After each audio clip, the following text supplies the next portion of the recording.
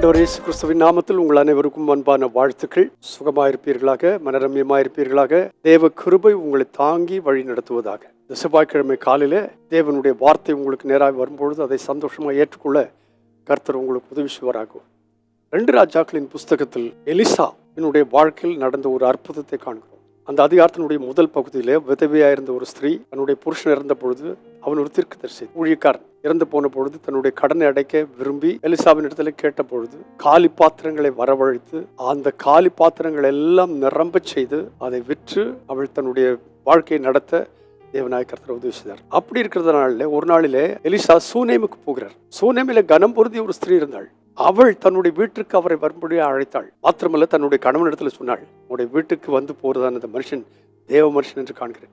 அவனுக்காக ஒரு அறையெல்லாம் ஆயத்தப்படுத்தி கொடுத்திருந்தாள். இப்படி இருக்க ஒரு நாள் அவளுடைய ஒரே மகன், அவளுக்கு குழந்தை இல்லாமல் இருந்தது. அந்த குழந்தை பாக்கியத்தை தீர்க்கதரிசியின் மூலமாக வார்த்தையை பெற்றுக்கொண்டாள். ஆனால் அந்த பெற்றுக்கொண்ட குழந்தை ஒரு நாள் திடீரென்று சுகமில்லாமலாகி மரித்து போனான். அந்த வார்த்தையை கேட்ட பொழுது அந்த ஸ்திரீ என்ன செய்தாள் என்று கேட்டால், அவனை தன்னுடைய தீர்க்கதரிசியினுடைய அறையில கொண்டு போய் அந்த படுக்கையில போட வைத்தாள். போட்டு விட்டு நேராக தீர்க்கதரிசிக்கு போனார். போற வழியில அந்த தீர்க்கதரிசி இந்த ஸ்திரீயானவள் வருகிறதை எலிசா கண்ட பொழுது தன்னுடைய வேலைக்காரனை அனுப்பி, நீ போய் உடனே போ, அவள் வருகிறாள், அவளிடத்துல நீ கேள்விகள் என்று சொல்லி அனுப்புகிறாள். அந்த கேள்வி என்னவென்று கேட்டால், நீ அவளுக்கு எதிர்கொண்டு ஓடி, நீ சுகமாயிருக்கிறாயா, உன் புருஷன் சுகமாயிருக்கிறானா, அந்த பிள்ளை சுகமாயிருக்கிறதா என்று அவளிடத்தில் கேள் என்றாள். உடனே அவள் என்ன செய்தாள்? சுகம்தான் என்றாள். இதுல முக்கியமான ஒரு காரியம் என்ன கேட்டால், நீ புருஷன் சுகமா இருக்கிறான் முதல் கேள்வி. 2வது கேள்வி, நீ சுகமா இருக்கிறாயா. 3வது கேள்வி, அந்த பிள்ளை. அந்த பிள்ளை என்கிற வார்த்தை, அந்த பிள்ளை என்கிறதுல ஒரு அர்த்தம் இருக்கிறது. என்னவென்று கேட்டால், உனக்கு பிள்ளை இல்லாமல் இருந்து பிள்ளை கிடைத்தது, அந்த பிள்ளை இப்பொழுது சுகமா இருக்கிறானா. ஆனா அந்த வார்த்தை அவள் என்ன சொல்லியிருக்கணும் என்று கேட்டால், ஐயோ கர்த்தாவே, இந்த பிள்ளை செத்து போச்சேன்னு சொல்லியிருக்கணும். ஆனால் அவள் என்ன சொன்னாள் என்று கேட்டால், அவன் சுகம்தான். அதுக்கு பிறகு அங்க வந்து அவளிடத்தை முறையிடும் போது தன்னுடைய காரியத்தெல்லாம் கேட்டேனா, உங்கள்கிட்ட ஒரு பிள்ளையை கேட்டேனா, நீங்க தானே சொன்னீங்க.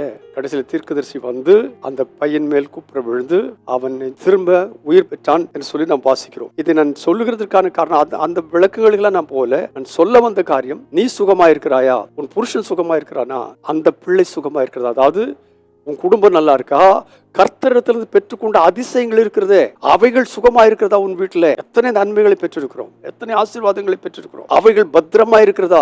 ஒருவேளை அவைகள் செத்து போன சூழ்நிலை இருந்தால் இன்றைக்கு கர்த்தர் சொல்ல விரும்புகிறார், நான் அதை திரும்ப உயிர்ப்பிப்பேன். உனக்கு தந்த விசுவாசம், உனக்கு தந்த ஆசீர்வாதம், உன் ரட்சிப்பு, உன்னுடைய சகல நன்மைகள், I want to restore it to you, நான் அதை உனக்கு திரும்ப எழுப்பி தருவேன் என்று சொல்லி எலிசா செய்த காரியத்தை நாம் அங்கே பார்க்கிறோம். இந்த நாளில நம்முடைய வாழ்க்கையில எல்லாம் சுகமா இருக்கிறது என்று சொல்லத்தக்கதான ஒரு தைரியத்தை, மனப்பக்குவத்தை கர்த்தர் தருவாரா. அவள் சொன்னாள், அவங்க வீட்டுல ஒண்ணுமே சரி கிடையாது, அவன் வயல்ல இருக்கிறான், இவ கண்ணீரோட வந்திருக்கிறா, உள்ள செத்து போயிடுச்சு. இந்த 3 பேரை பற்றி கேட்ட கேள்விக்கு அவள் சொன்ன பதில், அவள் சுகம்தான் என்று சொன்னாள். அவளுடைய விசுவாசத்தின்படியே அவளுக்கு ஆயிடுச்சு. சூழ்நிலைகள் எப்படி இருந்தாலும் சரி, there is a reality and there is a truth. உண்மை நிலைக்கு மாற்றி சத்தியத்தால் விடுவிக்கிற தேவன் உங்களோடு கூட இருக்கிறார். இன்னைக்கு சொல்வீர்களா, நான் சுகம்தான், என் புருஷன் சுகம்தான், அந்த பிள்ளை உங்கள்கிட்ட இருந்து பெற்றுக்கொண்ட அந்த பிள்ளை சுகந்தான். தேவன் அதை அப்படியே வாக்கி செய்வாராக. பரிசுத்த பிதாவே, இயேசு கிறிஸ்துவின் நாமத்தினாலே இன்று கேட்ட இந்த வார்த்தைகளுக்காக நன்றி. வார்த்தைகளின்படி உமது பிள்ளைகள் கர்த்தாவே, தங்களுடைய சூழல்கள் எப்படி இருந்தாலும் சுகம்தான் என்கிற விசுவாசத்தோடு தான் இழந்து போனவைகளை பெற்றுக்கொள்ளத்தக்கதாக இந்த நாளிலே கிருபை தருவீராக. எனக்கும் எங்களுக்கும் அதை செய்ததுக்காய் உமக்கு ஸ்தோத்திரம். இயேசுவின் நாமத்தில் பிதாவே, ஆமென். புருஷன் சுகமா இருக்கிறா, நீ சுகமா இருக்கிறாயா, அந்த பிள்ளை சுகமா இருக்கிறதா, உன்னுடைய பதில் என்ன? சுகம்தான். God bless you abundantly again and again and again and again. Amen.